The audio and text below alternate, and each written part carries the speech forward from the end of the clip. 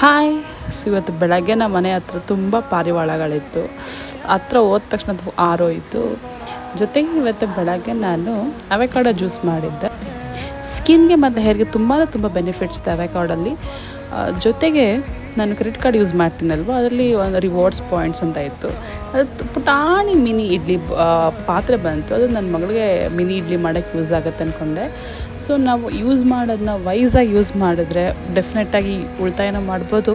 ಅದನ್ನು rewards points ಅಂತ ಬರ್ತಲ್ಲ, ಅಲ್ಲಿ ಒಂದಷ್ಟು ಪಾಯಿಂಟ್ಸ್ನ ನಾವು ಕ್ಲೈಮ್ ಮಾಡ್ಕೊಂಡು ಕೆಲವೊಂದು ಐಟಮ್ಗಳನ್ನ ತೊಗೊಬೋದು.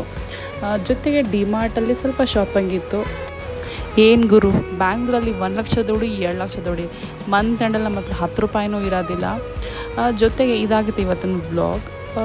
ಇದೆಲ್ಲ ಮುಗಿಸ್ಕೊಂಡು ಕೊನೆಗೆ ಡಿಮಾರ್ಟಲ್ಲಿ ಒಂದು ಸ್ಪೆಷಲ್ ಐಟಮ್ ಇದೆ, ಅದೇ ಪಾಪ್ಕಾರ್ನ್. ಚೀಸ್ ಪಾಪ್ಕಾರ್ನ್ ತಿನ್ಕೊಂಡು ಇವತ್ತೊಂದು ದಿನ ಎಂಡ್ ಮಾಡ್ತಾಯಿದ್ದೀನಿ.